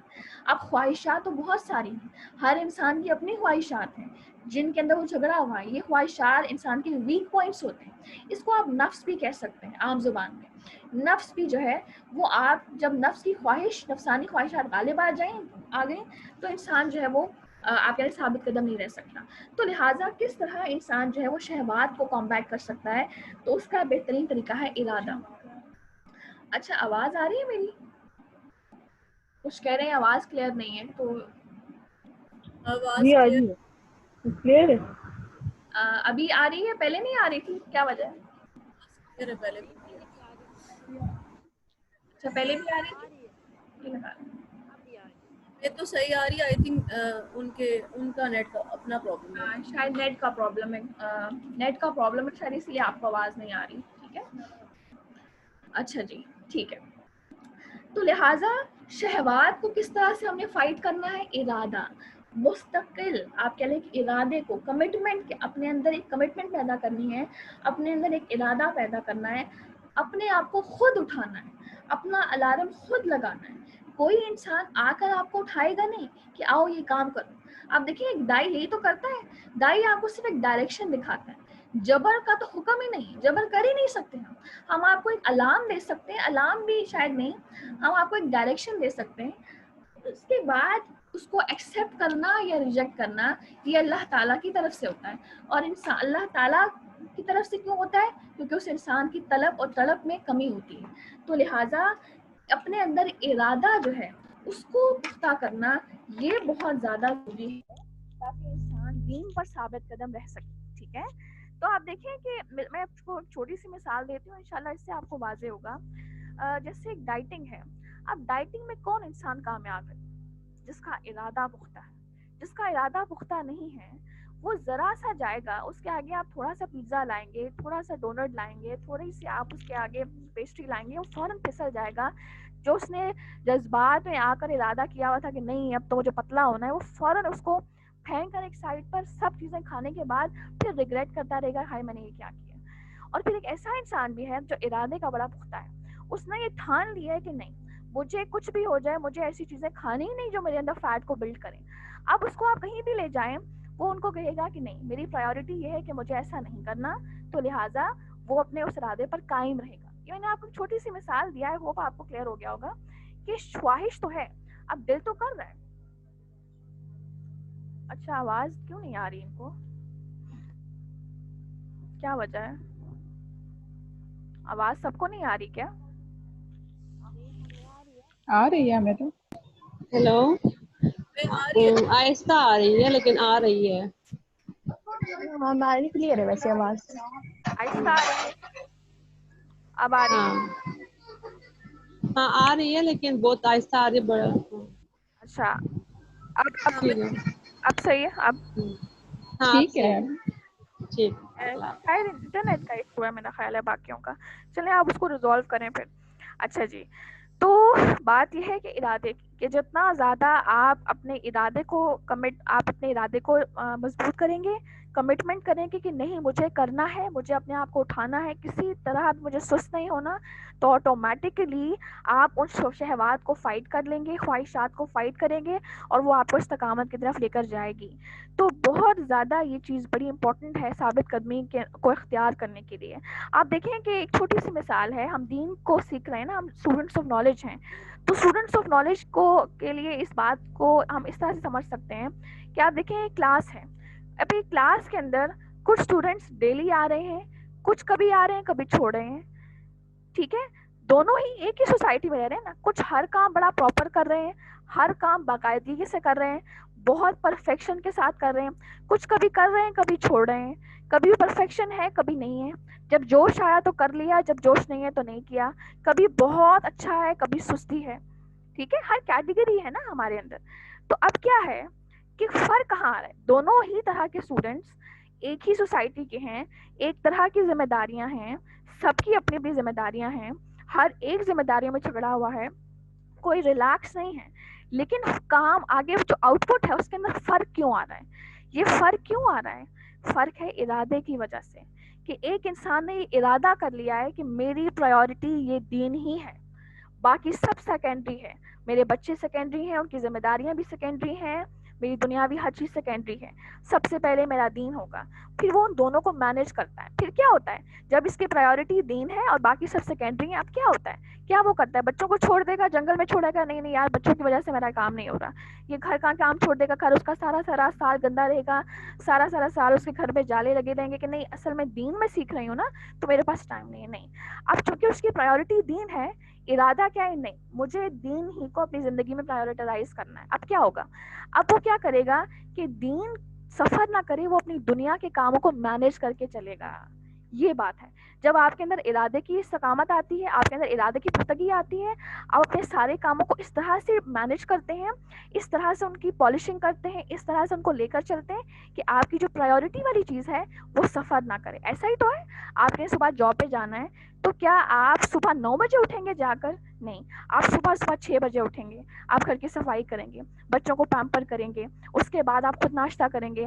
آپ نے 9 بجے سے پہلے پہلے اپنے سارے کام مینیج کر لیے.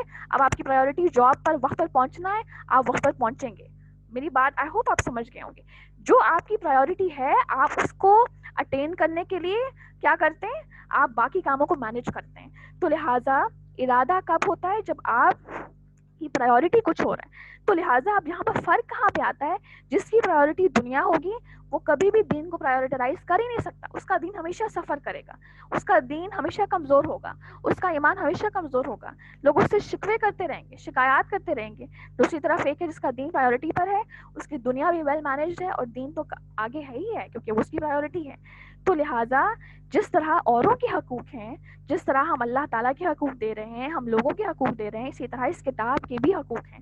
اور ان کتاب کے حقوق میں سے یہ بھی ہے کہ جس طرح سے ہم ہر چیز کو ویل مینیج طریقے سے لے کر چل رہے ہیں, اس کتاب کی تلاوت کا حق ادا کریں. اور تلاوت کی کتاب کا حق کیا ہے کہ یعنی کتاب کا حق اس طرح سے ہے کہ ہم جس سورس کے ذریعے ہم اس کو سیکھ رہے ہیں اس سورس کے کاموں کو ہم بہترین طریقے سے سر انجام دیں.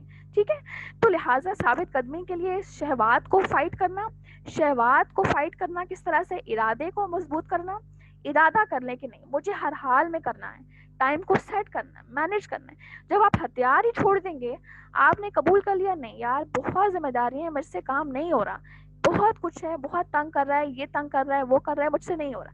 جب آپ نے اپنے ذہن میں کیڑا بٹھا لیا مجھ سے نہیں ہو رہا, تو میں قسم اٹھا کے کہتی ہوں آپ سے نہیں ہوگا, ہو ہی نہیں سکتا آپ سے. لیکن آپ نے ارادہ باندھ لیا, آپ نے کمٹمنٹ کر دی, نہیں مجھے کرنا ہے, ہر حال میں کرنا ہے, کچھ بھی ہو جائے.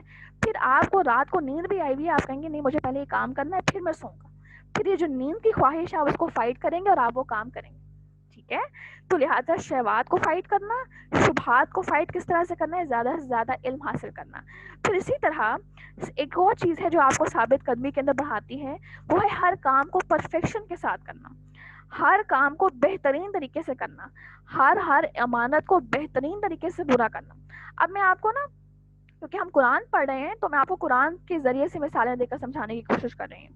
اب آپ دیکھیں آپ کی امانتیں کون کون سی ہیں.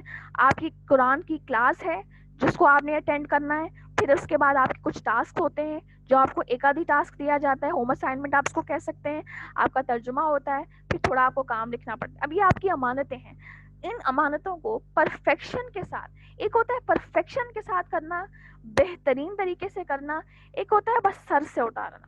جب سر سے انسان اتارتا ہے وہ کچھ دن تک تو کرے گا, لیکن کیونکہ وہ برڈن ہے نا, ذہن کے اندر ایک کیڑا نہیں یار یہ برڈن ہے, بڑا مشکل ہے, وہ ثابت قدمی نہیں رہے گی. لیکن جب آپ اس کو پرفیکشن سے کرنے کی کوشش کر رہے ہیں تو وہ چیز آپ کے اندر ہمیشہ آپ کو ثابت قدم رہنے میں مدد دے گی. تو لہٰذا ایک اور چیز ہے جو آپ کو ثابت قدمی میں اختیار کرنے میں مدد کرتی ہے, وہ ہے وہ کیا ہے,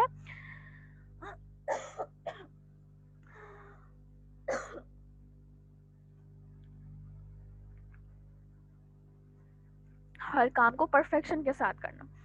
اب اگر ہم اس سے نکل آئیں تو ہر کام, اب آخرت کے اندر جو درجات ہیں ان کو کس طرح سے ڈیسائیڈ کیا جائے گا, جس انسان نے جس نیکی کو جتنی پرفیکشن کے ساتھ کیا ہوگا اسی لحاظ سے اس کے درجات کو بلند کیا جائے گا. نماز ہے تو پرفیکشن کے ساتھ, روزہ ہے تو پرفیکشن کے ساتھ, لوگوں کے ساتھ تعلقات ہے تو پرفیکشن کے ساتھ, مہمان نوازی ہے تو پرفیکشن کے ساتھ, جاب کے اندر جو اوقات ہیں وہ پرفیکشن کے ساتھ, شادی کرنی ہے تو اللہ تعالیٰ کی اوبیڈینس میں کرنی ہے پرفیکشن کے ساتھ, پردہ کرنا ہے تو پرفیکشن کے ساتھ. ہر عمل کو کوشش تو کریں نا, کوشش تو کریں. جتنے ہم حجت بازیاں کریں گے، بہانے کریں گے، سستی کریں گے، وہ چیز نکل جائے گی. تو لہٰذا ہر عمل کو پرفیکشن کے ساتھ جتنا زیادہ ہم کریں گے وہ چیز ہمیں ثابت قدمی کے اندر مدد دے گی انشاءاللہ.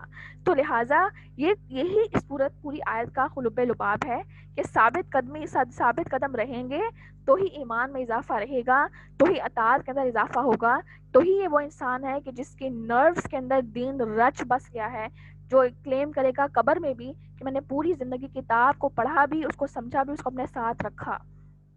تو یہ کیسے ہوگا؟ جب ہم ان 3 چیزوں کو سمجھ جائیں گے، شہوات، شبہات اور پرفیکشن. ٹھیک ہے؟ تو لہٰذا یہ بہت بہت زیادہ ضروری ہے کہ دین کا علم سیکھا جائے، ارادے کو استقامت رہے اور پرفیکشن کے ساتھ کیا جائے. کیونکہ ایک حدیث ہے جو بہت بہت زیادہ دل دہلا دینے والی ہے، اور حدیث میں آتا ہے کہ آپ صلی اللہ علیہ وآلہ وسلم نے فرمایا کہ آدم کی اولاد میں سے ہر 1000 میں سے 999 لوگ جہنم میں جائیں گے. اور جب یہ حدیث آپ صلی اللہ علیہ وسلم نے صحابہ کے سامنے پڑھی تو صحابہ دہل گئے تھے، بالکل ہل گئے تھے، شاٹر ہو گئے تھے کہ یا رسول اللہ، 1000 میں سے صرف ایک انسان جنت میں اور باقی 999 لوگ جہنم میں ہیں. تو سوال یہ پیدا ہوتا ہے کہ کیا ہمارے اندر بھی اتنا ہی خوف ہے قیامت کے دن کا؟ کیا اتنی ہی ہمارے اندر فکر آخرت ہے؟ کیا ہم ہر روز اپنے آپ کو آئینے میں دیکھتے ہیں کہ کیا میری نمازیں پرفیکشن کے لیول پر ہیں؟ کیا میرے روزے پرفیکشن کے لیول پر ہیں؟ کیا قرآن کے ساتھ تعلق پرفیکشن کے لیول پر ہے؟ یا ہم ہر وقت اپنی ذمہ داریوں کو برڈن بنا کر انہی کو سنبھال کر انہی کو بتا کر ہم جو ہے وہ چھٹکارا حاصل کرنے کی کوشش کر رہے ہیں؟ یہ سب چیزیں تو ادھر ہی ہیں. اصل چیز تو یہی آپ کے ساتھ جائے گی. اور اگر یہ سفر کر رہی ہے تو اس کا مطلب ہے کہ انفارچونیٹلی یہ پرائیورٹی نہیں ہے. تو بہت ضروری ہے کہ ان تینوں چیزوں کو سمجھا جائے. اللہ تعالیٰ ہمیں فکر آخرت اختیار کرنے کی توفیق عطا فرمائے، قرآن کا حق ادا کرنے کی توفیق عطا فرمائے، ہمیں دل کے کانوں کے ساتھ چیزوں کو سمجھنے کی توفیق عطا فرمائے، ہمیں قرآن کی ہر آیت میں اپنے آپ کو دیکھنے کی توفیق عطا فرمائے، اور ہمیں دنیا کے کاموں کے ساتھ ساتھ دین کو پرائیورٹی پر رکھ کر اس پر عمل کرنے کی توفیق عطا فرمائے. قرآن کو ہمارے دلوں کا نور، ہماری آنکھوں کی ٹھنڈک بنائے. آمین اللہم آمین. اللہم فقہنی فی الدین، اللہم فقہنی فی الدین، اللہم فقہنی فی الدین. سبحانک اللہم و بحمدک، اشہد ان لا الہ الا انت، استغفرک و اتوب الیک. آج کیا ٹائم ہے؟ 3 بجے ہم نے اسٹارٹ کیا تھا. اچھا ابھی تو 4 ہو رہے ہیں، ابھی آدھا گھنٹہ ہے. اٹھنا نہیں ہے کسی نے، ٹھیک ہے؟ مجھے لگا ٹائم بہت زیادہ ہو گیا. I'm sorry. اچھا جی چلیں آگے چلتے ہیں. آج ابھی مجھے ایسے لگ رہا تھا کہ ٹائم بہت زیادہ ہو گیا، لیکن ٹائم ہے ابھی. چلیں جی آگے آ جائیے. اصل میں یہاں پہ تو پتہ بھی نہیں چلتا نا کہ کون اٹھ رہا ہے کون بیٹھ رہا ہے، ویژول ہے نا سب کچھ. ہاں جی چلیں بسم اللہ الرحمن الرحیم. آیت نمبر 69 پر آ جائیے. اور جو بھی اللہ تعالیٰ کی اور رسول اللہ صلی اللہ علیہ وآلہ وسلم کی فرما برداری کرے گا. آپ دیکھیں یہ جو آیات کا تسلسل کتنا خوبصورت ہے کہ آپ کو بار بار اللہ تعالیٰ کی ہی اطاعت کی طرف راغب کیا جا رہا ہے، اس کانسیپٹ کو بٹھایا جا رہا ہے. اطاعت کس طرح ہوگی وہ میں نے ابھی آپ کے سامنے رکھا ہے، شکوک، شبہات اور پرفیکشن کے لیول کو. اچھا اس کے اندر اب آپ ایک اسائنمنٹ اپنے پاس لکھ لیجئے. اسائنمنٹ یہ ہے کہ نیکی کے اندر ثبات کیسے آتی ہے. ثبات آپ ثابت قدمی بھی کہہ سکتے ہیں. نیکی کے اندر ثابت قدمی کیسے آتی ہے، ٹھیک ہے؟ تو آپ میں سے ہر انسان جو ہے وہ آپ کی جس طرح سے آپ کا ایکسپیرینس ہے، جو آپ نے آبزرو کیا ہے، وہ آپ اس کو نوٹ ڈاؤن کریں گے، ٹھیک ہے؟ تو اسائنمنٹ میک شور کریں آپ سب لکھیں، ٹھیک ہے؟ وقت پر دیں. بعد میں آپ دیں گے تو اس کا فائدہ نہیں ہوگا. جو وقت آپ کو الاٹ کیا جا رہا ہے، جو آپ کے گروپ لیڈرز آپ کو الاٹ کرتے ہیں، ان کا احترام کریں. آپ کے اوپر ان کو مقرر کیا گیا ہے، آپ ان کی بات کی قدر کریں، ان کی بات کا احترام کرتے ہوئے اس کام کو پورا کریں. کیونکہ یہ قرآن کے معاملے میں آپ کے لیڈرز بنے ہوئے ہیں، ٹھیک ہے؟ ہر انسان برابر ہے، لیکن ان کے اوپر ایک ذمہ داری یہ لگائی گئی ہے کہ آپ کے ساتھ آپ کے کام کو بہترین کرنے میں سر انجام آپ کی مدد کریں، ٹھیک ہے؟ تو لہٰذا آج ایک شکایت آ رہی تھی کہ کچھ لوگ جو ہے وہ کام پراپرلی نہیں دے رہے.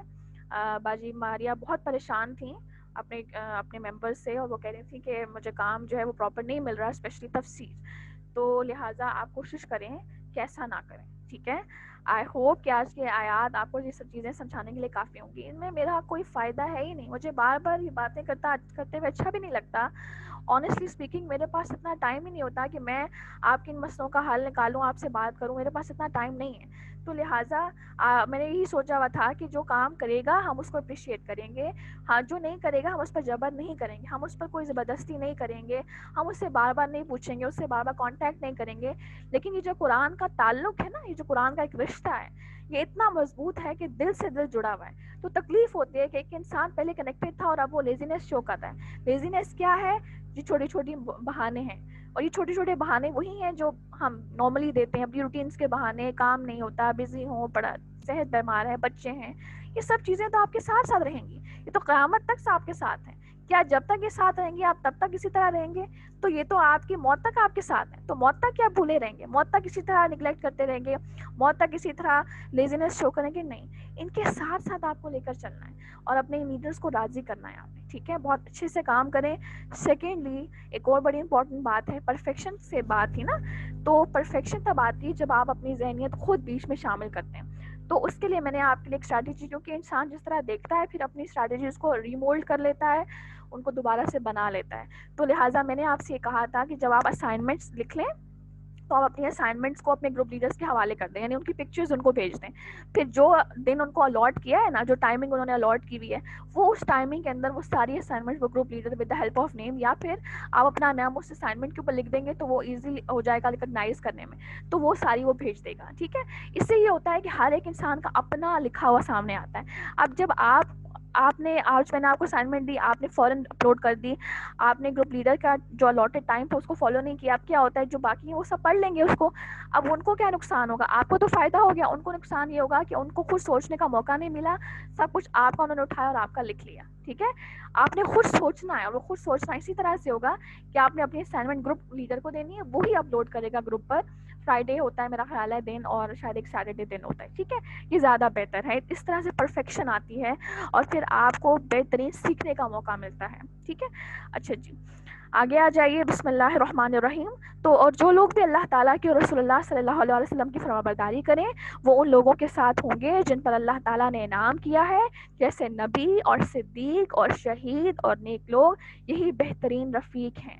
یعنی کہ جب ہم نے اطاعت کے کانسیپٹ کو سمجھ لیا کہ اطاعت دین، اللہ کی محبت، اللہ تعالیٰ کے رسول کی اطاعت، اللہ تعالیٰ کی اطاعت یہ آپ کی نروس کے اندر ہے. آپ کی زندگی کا ہر لمحہ، آپ کی شادی، آپ کا لین دین، آپ کی عبادات، آپ کا لباس، آپ کا ہر چیز، آپ کی مہمان نوازی، آپ کا ہر معاملہ یہ تو بہت میں نے لمیٹڈ سا آپ کے سامنے رکھے ہیں. زندگی کا ہر فیز دین کے مطابق ہے. آپ دیکھ رہے ہیں کہ دین میں کیا حکم ہے، اچھا میں ویسا کروں گی. کیا میرا رب اس سے راضی ہوگا، اچھا ٹھیک ہے میں ویسا کروں گی. اس کا مطلب ہے کہ آپ اللہ اور اس کے رسول کی فرمانبرداری کر رہے ہیں. تو ایسے انسان کو اللہ تعالیٰ موٹیویٹ کرنے کے لیے کہہ رہے ہیں، اللہ تعالیٰ اس کو خوشخبری دے رہے ہیں کہ اللہ تعالیٰ نے ان کے لیے تیار کر رکھا ہے، ان کے لیے رفاقت تیار کر رکھی ہے. رفاقت کہتے ہیں ساتھی کو. کون ان کے ساتھی ہوں گے؟ انبیاء ہوں گے، صدیق ہوں گے، شہید ہوں گے اور نیک لوگ ہوں گے. اور اس کے بارے میں حدیث میں آتا ہے کہ آپ صلی اللہ علیہ وسلم نے فرمایا کہ آدمی انہی کے ساتھ ہوگا جن سے اس نے محبت کی ہوگی. اور یہ ایک نارمل سا فیکٹ ہے کہ انسان جس سے محبت کرتا ہے اس کو راضی کرنے کی کوشش کرتا ہے، اس کو فالو کرنے کی کوشش کرتا ہے. اپنے شوہروں کی مثال لیجیے، آپ ان سے محبت کرتے ہیں تو کیا آپ اپنی منمانی کرنے کی کوشش کرتے ہیں؟ نہیں. بعض اوقات آپ کو اپنی خواہش کو ایک سائڈ پہ رکھنا پڑتا ہے کہ کہیں وہ ناراض نہ ہو جائے. یہی ہے سچی محبت، یہی ہے مودہ جس کو اللہ تعالیٰ نے ایک شوہر اور بیوی میں رکھا ہے. اور مودہ کیا ہے؟ کمپرومائز کا نام ہے. تو لہٰذا یہی چیز یہاں پر بات کی جا رہی ہے کہ جب انسان جس سے محبت کرتا ہے وہ قیامت کے دن اسی کے ساتھ اٹھایا جائے گا، اور وہ ایون جنت میں بھی اسی کے ساتھ ہوگا. تو جس انسان نے نبی صلی اللہ علیہ وسلم کی محبت میں ان کی فرمانبرداری کی، اللہ تعالیٰ کی محبت میں اللہ تعالیٰ کی فرمانبرداری کی، قیامت کے دن وہ نبی صلی اللہ علیہ وسلم کے ساتھ ہوگا، انبیاء کے ساتھ ہوگا، صدیقین کے ساتھ ہوگا، شہداء کے ساتھ ہوگا، صالحین کے ساتھ ہوگا. بہترین رفاقت ہوگی. اور اس کے بارے میں ایک بڑی ہی پیاری حدیث میں آتا ہے کہ ایک دفعہ ایک صحابی آپ صلی اللہ علیہ وسلم کے پاس آئے اور انہوں نے کہا کہ یا رسول اللہ صلی اللہ علیہ وسلم، میں آپ سے بہت محبت کرتا ہوں اور میں آپ کی مجلسوں میں ہوتا ہوں، اور جب میں گھر جاتا ہوں مجھے آپ کی یاد آتی ہے، میں واپس آ جاتا ہوں اور آپ کو دیکھتا ہوں میری آنکھیں ٹھنڈی ہو جاتی ہیں. لیکن جب میں مر جاؤں گا اور مجھے یہ یقین بھی نہیں کہ میں جنت میں جاؤں گا بھی یا نہیں.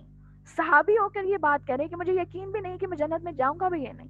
اب یہاں پر جو یقین نہ ہونا ہے نا، یہ آپ کو مزید ایفرٹ میں بڑھا دیتا ہے. ہمارا مسئلہ یہ ہے کہ ہم نے خود سے ایک ورچوئل قسم کا یقین بٹھا لیا. یہی چیز ہمیں لیزینس کی طرف لے کر جا رہی ہے اور یہی چیز ہمیں ثابت قدم نہیں رہنے دیتی. تو وہ صحابی کہتے ہیں کہ یا رسول اللہ مجھے یقین بھی نہیں کہ میں جنت میں جاؤں گا بھی یا نہیں، لیکن اگر میں جنت میں چلا بھی گیا تو میں تو بہت نیچے ہوں گا، آپ تو بہت بلند درجے پر ہوں گے، تو میں تب کس طرح میں آپ کو دیکھوں گا اور میں تب کس طرح آپ سے ملاقات کروں گا.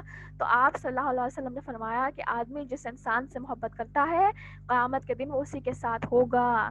تو لہٰذا نبی وسلم کی رفاقت تبھی ملے گی جب انسان ان کی اطاعت کرے گا، ان کی محبت میں سنتوں کی اتباع ہوگی. ہم نے رمضان میں کتنی سنتیں دیکھی تھیں، اور آپ دیکھیں کہ بعض اوقات صرف نالج کے انبار لگ رہے ہوتے ہیں، عمل سے انسان خالی ہوتا ہے. کہیں خدا نخواستہ ہم بھی ان لوگوں میں سے نہ ہو جائیں. ہم نے کتنی ساری سنتیں سیکھی ہیں. آج اپنی ایویلیویشن کریں، اپنا انالیسس کریں. آج میں کچھ آپ کو نیا نہیں سکھا رہی. آج کوئی ایسا نہیں کہ بڑے بڑے احکامات ہیں آپ کو سکھائے جا رہے ہیں، بڑی مشکل باتیں نہیں. آج ایک ریویژن ہے، آپ کا ایک ایمان بوسٹر ہے، آپ کو کھڑا کیا جا رہا ہے. میں جب ان کی تیاری کر رہی تھی تو جب میں نے آیات کی تیاری کی، مجھے اپنا آپ اتنا حقیر لگ رہا تھا کہ ہم تو کچھ کر ہی نہیں رہے. بس ایک بڑے خوش ہو جاتے ہیں ممبر پہ آ کر بیٹھ کر اور تقریریں کر کے، اور ہم بڑے خوش ہیں کہ ہم قرآن کے حامل بنے ہوئے، لیکن اطاعت بالکل نہیں ہے اور ہمارے اندر سستی آتی جا رہی ہے بہت زیادہ. تو بہت ضروری ہے کہ ہمارے لیے یہ بوسٹر ہمارے لیے کارآمد ثابت ہو. تو اپنا انالیسس کریں کہ وہ جتنے بھی ہم نے سنتیں سیکھیں ان میں سے کتنی سنتیں مجھے یاد ہیں، کتنی سنتیں میں بچوں کو سکھا رہی ہوں. آپ کا بچہ چھوٹا سا ہے نا، وہ آپ کی گود میں ہے، شاید وہ دودھ پیتا ہے، بہت چھوٹا ہے. آپ کو لگتا ہے اس کو سکھانے کا کیا فائدہ؟ آپ کو لگتا ہے یہ تو بیچارہ بول بھی نہیں سکتا، لیکن وہ بچہ ریکارڈ کر رہا ہوتا ہے.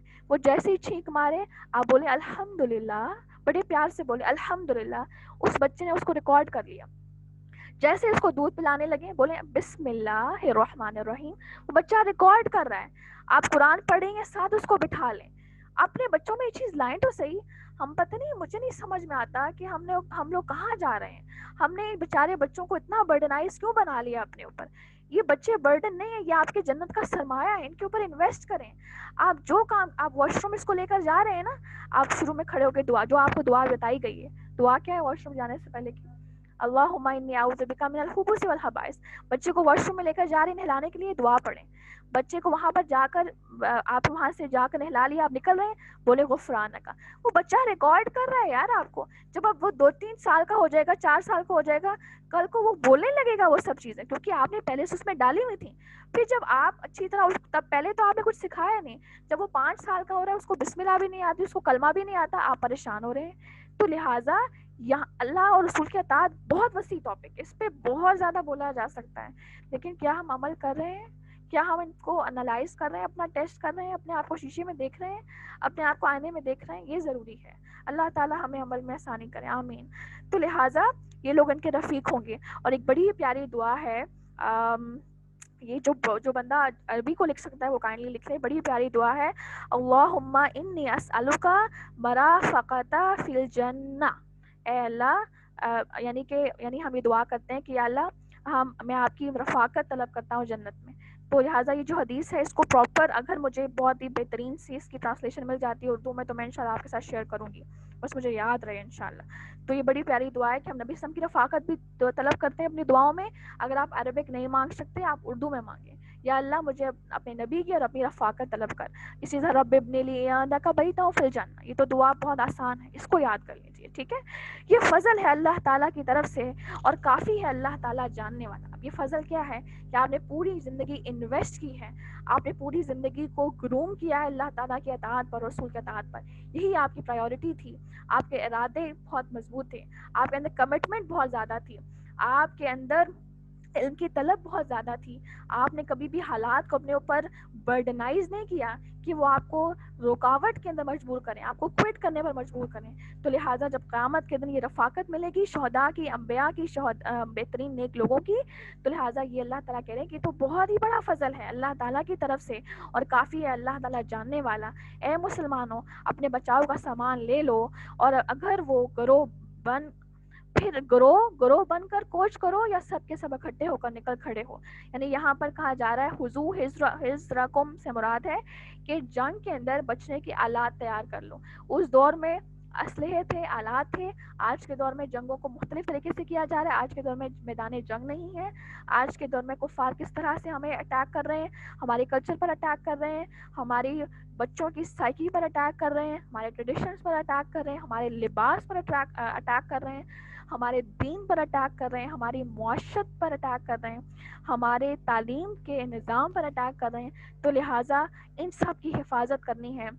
جہاد کرنا ہے علم کے ذریعے، عمل کے ذریعے جہاد کرنا ہے، قلم کے ذریعے جہاد کرنا ہے، لسان کے ذریعے جہاد کرنا ہے. لوگوں میں اویئرنیس کریٹ کرنی ہے تاکہ ان کی حفاظت کی جائے. آپ کے پاس علم ہے، آپ علم سکھائیں.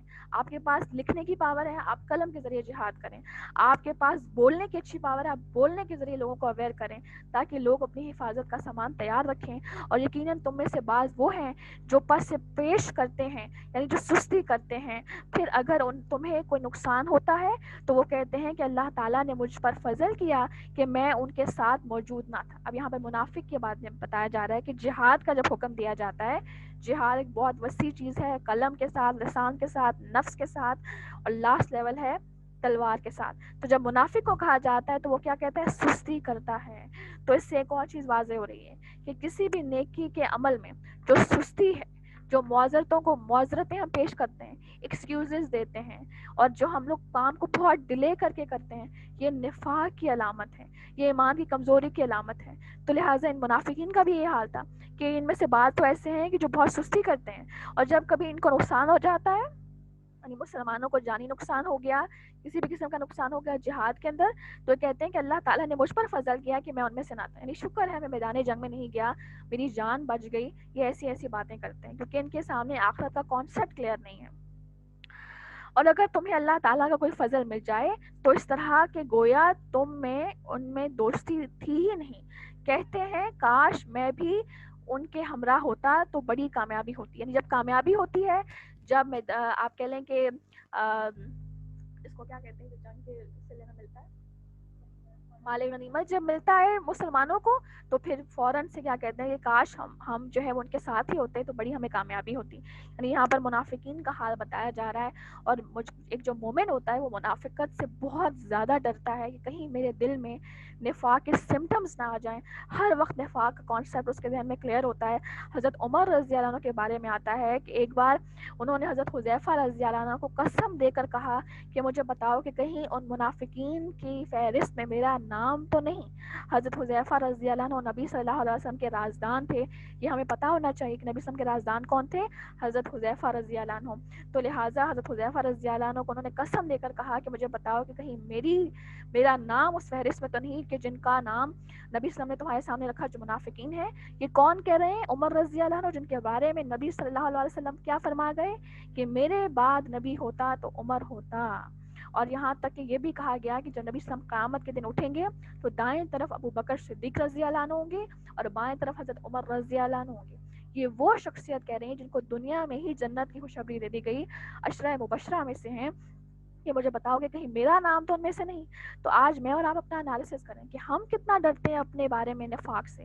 ہم کتنا ہر وقت جج کرتے رہتے ہیں کہیں میرے اندر نفاق تو نہیں آ رہا، کہیں میں سست تو نہیں پڑی، کہیں میں کاہل تو نہیں ہو رہی، کہیں میرے اندر بخل تو نہیں آ رہا، کہیں میرے اندر غیبت کے لمحات، غیبت کی وہ سینسیشن تو نہیں آ رہی، کہیں میں لوگوں کو حقیر تو نہیں جان رہی، کہیں میرے اندر علم کا تکبر تو نہیں آ رہا، کہیں میرے اندر عمل کا تکبر تو نہیں آ رہا، کہیں میرے اندر، یعنی کہ نفاق کی جتنی بھی ہم نے دیکھی تھی کریکٹرسٹکس، ہر وقت اپنا امتحان لیتے رہیں، اپنا جائزہ لیتے رہیں تاکہ انسان ہر وقت اپنی فکر آخرت کے اندر مصروف رہے اور اپنی طرف دیکھتا رہے، اپنا جج بنتا رہے، اپنے آپ کو کھنگالتا رہے، اپنی برشنگ کرتا رہے، بجائے اس کے کہ ہر وقت دوسروں کے اوپر نظر رکھنا کہ کون کیا گناہ کرے تو ہم اس کو ڈسکس کریں سب کے سامنے اور غیبتیں کریں اور نہ جانے کیا کچھ.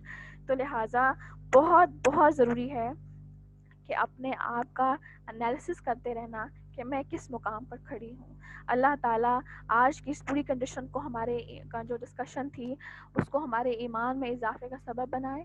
اللہ تعالیٰ ہمیں بہترین عمل کرنے کی توفیق عطا فرمائے. اللہم ارزقنی تفکرا وتدبرا بما یتلوہ لسانی من کتابک والفہم لہ والمعرفۃ بمعانی والنظر فی عجائب والعمل بذلک ما بقیت إنك على كل شيء قدير اللهم آنس وحشتي في قبري اللهم آنس وحشتي في قبري واجعل القرآن نورا وهدى وإماما ورحمة. سب کا بہت شکریہ جوائن کرنے کے لیے. اور اسائنمنٹ جو ہے وہ میں آپ کے سامنے ریوائز کر لیتی ہوں. اسائنمنٹ کیا ہے؟ نیکی میں ثبات کس طرح سے آتی ہے. ٹھیک ہے، جو میں نے آپ کو رول بتایا میک شور آپ اس کو فالو کریں. ٹھیک ہے، تاکہ یہ کہ ویریشن آئے ہر ایک کے پوائنٹس میں اور ہر ایک اپنا ذہن کو استعمال کرے. کسی کے ساتھ ڈسکس کر سکتے ہیں لیکن یہ ہے کہ اپنا ذہن لڑا کر اس کو لکھیں، تاکہ یہ ہے کہ آپ کے اندر بات ہر ایک کانسیپٹ ہر ایک ٹاپک کا جو کانسیپٹ ہے وہ ہمیشہ کلیئر ہوتا چلا جائے. اور اللہ تعالیٰ ہمارے لیے آسانی بنائے، ہمارے حالات کو آسان کرے، تاکہ ہمارے لیے قرآن کو پڑھنا، اس کو سمجھنا، اس کا حق ادا کرنا، اس کو آگے پھیلانا، جہاد کا جذبہ ہمارے اندر بڑھتا چلا جائے. ہمیں ارادوں کی پختگی عطا فرمائے، ہمیں نفاق سے لڑنے کی توفیق عطا فرمائے اور ہمیں بہترین موت عطا فرمائے. اللہم انی اسألک حسن الخاتمہ اللہم انی اسألک حسن الخاتمہ. سبحانک اللہم و بحمدک اشہد ان لا الہ الا انت استغفرک و اتوب الیک. سب اپنا بہت خیال رکھیں. انشاءاللہ تعالی نیکسٹ ویک ہماری ملاقات ہوگی. اللہ حافظ.